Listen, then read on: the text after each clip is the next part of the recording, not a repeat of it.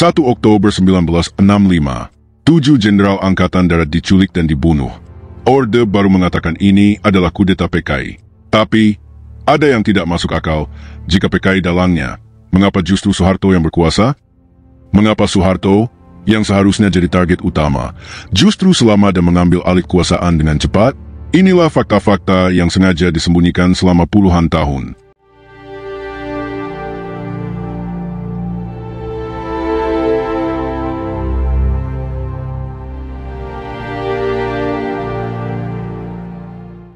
Peristiwa Gerakan 30 September 1965 atau G30S hingga hari ini tetap menjadi salah satu babak paling gelap dalam sejarah Indonesia. Narasi resmi Orde Baru menyatakan bahwa peristiwa ini adalah upaya kudeta oleh Partai Komunis Indonesia untuk menggulingkan pemerintahan Soekarno. Namun, jika benar demikian, mengapa justru Jenderal Soeharto, bukan Soekarno atau bahkan ada pihak-pihak yang menjadi korban yang muncul sebagai pemenang utama? Pertanyaan ini bukan sekadar retorika, melainkan kunci untuk membongkar kontradiksi dalam versi resmi yang selama puluhan tahun diajarkan. Fakta-fakta historis justru mengarah pada kesimpulan yang lebih rumit, bahwa G30S bukan sekadar pemberontakan PKI, melainkan sebuah peristiwa yang dimanfaatkan secara cerdas oleh Soeharto untuk merebut kekuasaan. Soeharto yang tidak jadi target. Salah satu teka-teki terbesar dalam tragedi G30S adalah kenyataan bahwa Mayor Jenderal Soeharto, salah satu tokoh militer paling berpengaruh di Jakarta saat itu, tidak menjadi target penculikan atau eliminasi oleh kelompok yang disebut-sebut sedang melakukan kudeta. Tokoh utama gerakan ini, Letko Untung, adalah anggota Cakrabirawa, pasukan elit pengawal pribadi Presiden Soekarno, dan memiliki akses langsung ke pusat kekuasaan serta informasi strategis. Sasaran G30S adalah para jenderal senior Angkatan Darat yang dikenal menentang gagasan militer rakyat dan pembentukan Angkatan Kelima, sebuah proyek Soekarno yang mendapat dukungan dari PKI. Jenderal Ahmad Yani, Jenderal MT Haryono, Jenderal Suprapto, dan beberapa lainnya menjadi korban penculikan dan pembunuhan. Namun di tengah daftar tersebut, absennya nama Soeharto justru menimbulkan pertanyaan besar. Mengapa tokoh sekaliber Soeharto dibiarkan bebas? Padahal, posisi Soeharto sangat strategis. Sebagai Panglima Komando Strategis Angkatan Darat, ia mengendalikan pasukan inti di Jakarta, pasukan yang dalam banyak peristiwa dianggap sebagai tulang punggung kekuatan militer saat terjadi krisis nasional. Kostrad memiliki mobilitas, logistik, dan komunikasi militer yang sangat unggul. Dalam konteks kudeta, menetralkan tokoh seperti Soeharto adalah langkah logis dan vital. Tapi itu tidak terjadi. Lebih mencurigakan lagi, rumah Soeharto berada tidak jauh dari lokasi kejadian-kejadian utama. Bahkan, menurut beberapa kesaksian, ia mengetahui adanya penculikan jenderal sejak pagi-pagi sekali pada 1 Oktober 1965. Namun anehnya, pelaku G30S tidak berusaha mengejar, memantau, apalagi menahan pergerakan Soeharto. Jika kita menerima narasi bahwa G30S adalah hasil perencanaan matang dari PKI untuk menggulingkan kekuasaan negara, maka pengabaian terhadap Soeharto sangat tidak masuk akal. Dalam setiap strategi kudeta yang efektif, keberhasilan sangat tergantung pada penguasaan pusat komando militer dan netralisasi tokoh-tokoh kunci.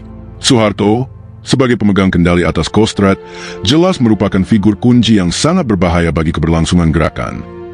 Maka muncul dua kemungkinan yang masuk akal. Pertama, gerakan G30S memang sangat tidak profesional dan tidak terencana, yang berarti kecil kemungkinan didukung penuh oleh PKI sebagai organisasi politik besar. Kedua, dan yang lebih mengganggu, kemungkinan bahwa Soeharto memang tidak dijadikan target karena memang tidak seharusnya menjadi target, baik karena keterlibatan dalam rencana terselubung yang lebih besar, atau karena pihak pelaku menganggapnya bukan ancaman. Sejumlah analisis independen dan sejarawan seperti John Rosa, Harold Crouch, serta Peter Dalescott menunjukkan bahwa ada kemungkinan sebagian pelaku G30S tidak bertindak sebagai unit terpadu yang didukung penuh oleh PKI, melainkan sebagai fraksi yang terjebak atau dimanfaatkan dalam skenario intelijen. Dalam kerangka ini, absennya Soeharto dari daftar target bisa dibaca sebagai bagian dari sebuah desain politik yang lebih dalam, di mana Soeharto bukan hanya penerima manfaat dari kekacauan, melainkan juga aktor yang membiarkan, bahkan mungkin mendorong kekacauan itu terjadi. Dengan kata lain, Soeharto bisa saja tidak menjadi target karena memang ia tidak boleh menjadi target, dan dari titik inilah, kudeta merangkak dimulai. Gerakan Kilat Soeharto. Hanya dalam hitungan jam setelah kabar penculikan dan pembunuhan sejumlah jenderal Angkatan Darat menyebar, Pada dini hari 1 Oktober 1965, Mayor Jenderal Soeharto mengambil langkah-langkah militer dan politik yang sangat cepat, tegas, dan terarah. Gerakannya bukan reaktif semata, melainkan tampak sudah memahami medan dan situasi secara strategis. Kematian Jenderal Ahmad Yani, yang saat itu menjabat sebagai Menteri Panglima Angkatan Darat, menciptakan kekosongan komando di tubuh AD. Para jenderal senior lain pun telah gugur atau hilang.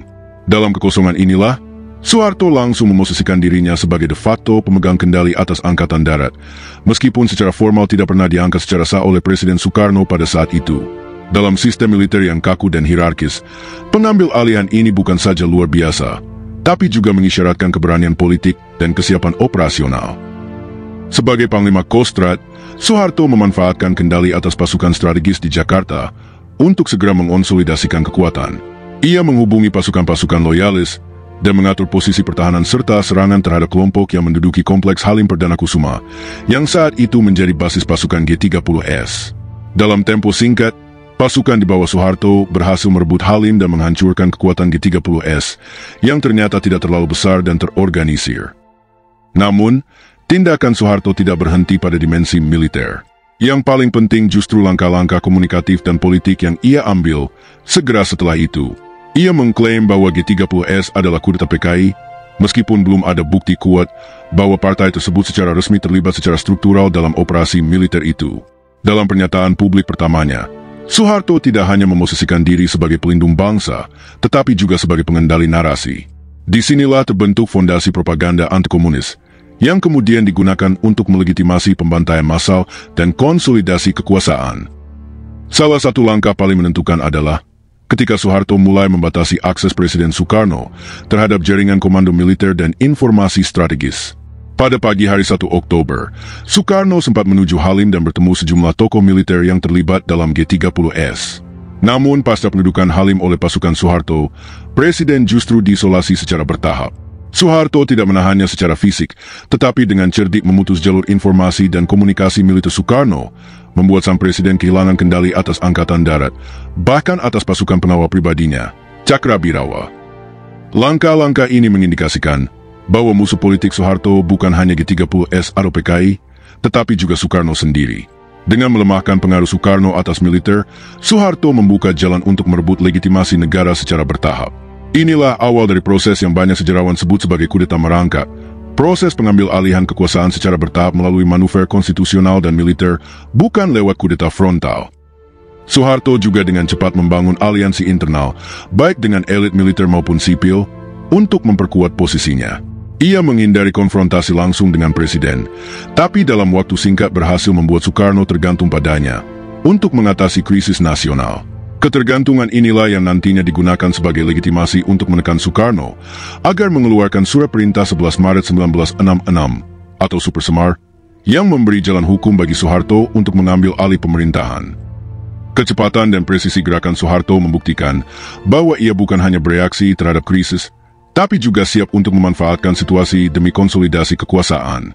Gerakan militer dan narasi ideologisnya berjalan seiring, menyerang lawan secara fisik, sekaligus membentuk kerangka berpikir publik bahwa hanya militer di bawah Soeharto yang bisa menyelamatkan Indonesia dari kehancuran. Kejadian ini menunjukkan bahwa Soeharto tidak sekadar menghadapi PKI, melainkan juga secara sistematis meminggirkan Soekarno dan menghancurkan seluruh basis politik kiri yang selama ini menjadi fondasi utama demokrasi terpimpin. Dengan menguasai narasi, jaringan komando, dan simpati elit, Soeharto memosisikan dirinya bukan sebagai pelaksana tugas, tetapi sebagai penentu arah baru negara, sebuah langkah yang mengantar Indonesia menuju era Orde Baru. Kudeta merangkak. Berbeda dari kudeta konvensional yang berlangsung dalam satu ledakan kekuasaan, strategi Soeharto lebih menyerupai proses bertahap, perlahan, sistematis, tetapi mematikan. Ia tidak secara langsung menggulingkan Presiden Soekarno melalui kekuatan senjata atau pengambil alihan istana. Sebaliknya, ia memanfaatkan momentum kekacauan pasca G30S sebagai pembuka jalan menuju kekuasaan absolut, tanpa harus menodai tangannya secara terbuka. Inilah yang oleh banyak sejarawan disebut sebagai kudeta merangkak. Setelah berhasil menumpas G30S dalam waktu singkat, Soeharto mulai memainkan peran narasi. Melalui kontrol atas media dan instrumen propaganda militer, ia membingkai G30S sebagai bukti nyata dari rencana besar PKI untuk merebut kekuasaan dan menghancurkan negara. Rakyat yang telah lama hidup dalam ketegangan politik dan ekonomi segera menerima narasi ini dengan rasa takut dan cemas. Soeharto pun tampil sebagai pahlawan penyelamat bangsa, bukan hanya dari komunisme, tetapi juga dari kekacauan nasional. Soeharto paham bahwa untuk merebut kekuasaan dari Soekarno, ia tidak bisa menggunakan cara konfrontatif. Soekarno bukan hanya presiden, tapi simbol revolusi dan pemersatu bangsa. Maka strategi yang diambil adalah mengikis wibawa dan kekuasaan Soekarno sedikit demi sedikit, sambil membiarkannya tetap di atas secara formal, hingga legitimasi itu akhirnya menguap dengan sendirinya. Langkah-langkah Soeharto dalam kerangka ini sangat terencana, mengambil kendali militer sepenuhnya, tanpa melalui pengangkatan resmi oleh presiden. Mengisolasi Soekarno secara politik dengan memutus aksesnya terhadap basis militer, jaringan loyalis, dan media. Mendorong pembentukan kabinet mayoritas ABRI yang menggantikan para menteri sipil dan progresif dengan tokoh-tokoh militer yang setia. Mempersiapkan Super Semar, Surat Perintah 11 Maret 1966, sebagai alat transisi kekuasaan formal, surat yang kemudian dijadikan dasar hukum untuk membubarkan PKI, menangkap loyalis Soekarno, dan mengambil alih pemerintahan. John Rosa, dalam Pretes Formas Murder, membongkar bahwa G30S tidak memiliki struktur, kapasitas, atau perencanaan yang layak disebut kudeta nasional. Tidak ada mobilisasi massa, tidak ada penguasaan stasiun radio atau pusat komunikasi negara, dan tidak ada dukungan nyata dari pimpinan PKI seperti DNID terhadap aksi ini secara terbuka. Yang ada hanyalah aksi militer terbatas yang cepat runtuh. Namun, Soeharto dan militer membesar-besarkan insiden ini secara sistematis untuk menciptakan psikosis nasional, di mana komunisme dibayangkan ada di mana-mana, dan satu-satunya solusi adalah pembersihan total. Kekerasan massal terhadap PKI pun terjadi dalam skala besar, disertai dukungan diam-diam dari elit politik dan sebagian masyarakat yang ingin stabilitas kembali. Dalam konteks inilah, kudeta merangkap berlangsung bukan dalam satu malam, tetapi dalam tahapan hukum, psikologis, dan institusional. Soekarno tidak dijatuhkan dengan paksa, tapi dilemahkan secara bertahap, hingga akhirnya menjadi presiden tanpa kekuasaan, dan akhirnya ditinggalkan oleh sejarah. Seperti yang dikatakan Benedict Anderson, G30S bukan pukulan keras dari PKI, tetapi sebuah pukulan kecil yang dibalas Soeharto dengan kapak besar. Ia tidak hanya menghancurkan PKI, tetapi juga membumi-hanguskan seluruh kekuatan progresif yang menjadi pilar demokrasi terpimpin, serikat buruh, organisasi pemuda kiri, intelektual kritis, hingga tokoh-tokoh nasionalis radikal. Dengan menggunakan legitimasi hukum yang dibungkus propaganda ideologis, Soeharto berhasil menyusun rezim baru tanpa melalui revolusi atau pemilu. Ia naik ke tampuk kekuasaan bukan karena mandat rakyat, tetapi karena manipulasi sistemik atas ketakutan dan disinformasi, dengan korban jutaan nyawa yang dipersembahkan atas nama penyelamatan bangsa. Jika PKI dalangnya, mengapa Soeharto yang berkuasa? Satu pertanyaan fundamental yang meruntuhkan logika narasi resmi Orde Baru adalah ini.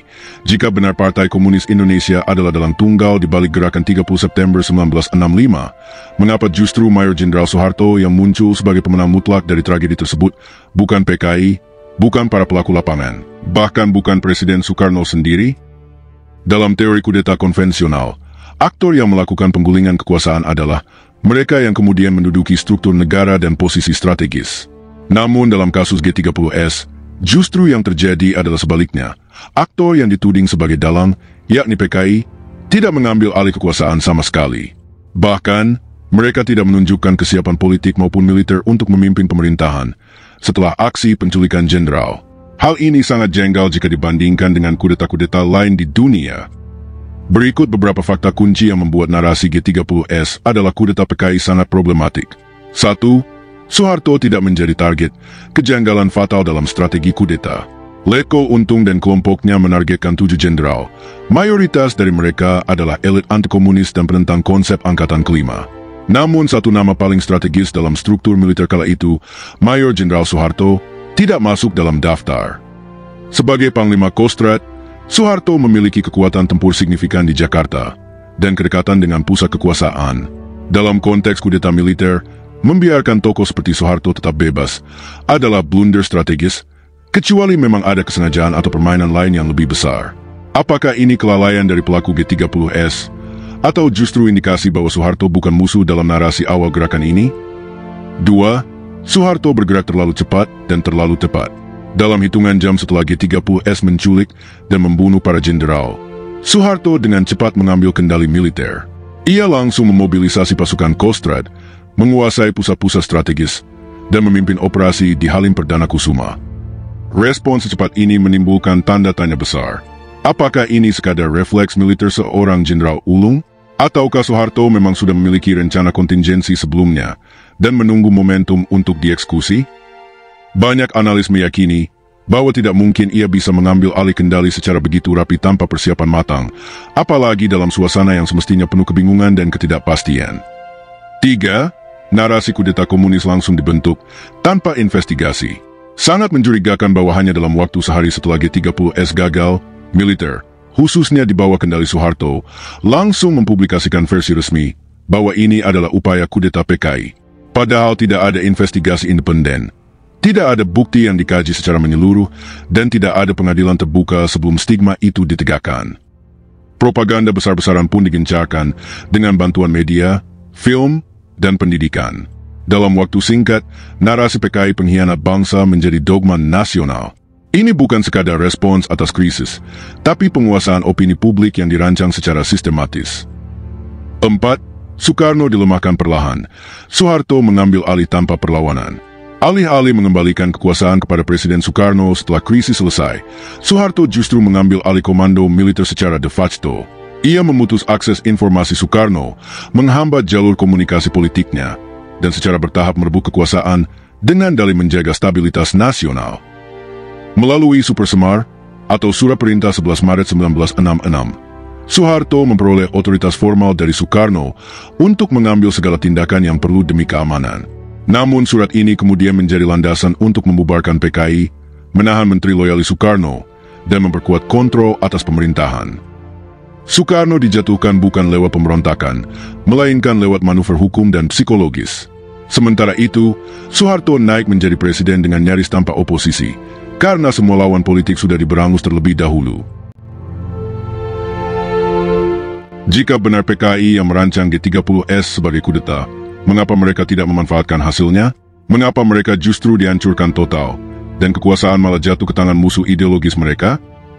Pertanyaan ini membuka kemungkinan bahwa G30S bukan semata-mata plot PKI, melainkan bagian dari konflik internal militer yang dimanfaatkan oleh Soeharto dan kelompoknya. Dalam skenario ini, G30S adalah pemicu yang dikendalikan, dibelokkan, atau bahkan dibiarkan terjadi untuk menciptakan kondisi darurat yang melegitimasi pengambil alihan kekuasaan oleh militer. Banyak sejarawan kontemporer, termasuk John Rosa dan Benedict Anderson menekankan bahwa untuk memahami siapa pemenang sesungguhnya dari G30S, kita harus menelusuri bukan hanya siapa yang melakukan aksi, tetapi siapa yang memperoleh hasilnya. Dan dari semua tokoh yang terlibat, hanya satu yang berdiri tegak di atas puing-puing pasca G30S, Mayor Jenderal Soeharto.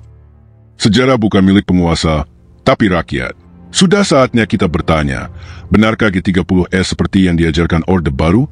Atau ini hanya dalih untuk membungkam demokrasi? Kalau kalian ingin tahu lebih banyak tentang sejarah yang disembunyikan Orde Baru, jangan lupa like, subscribe, dan nyalakan loncengnya. Karena sejarah bukan untuk ditakuti, tapi untuk diungkap.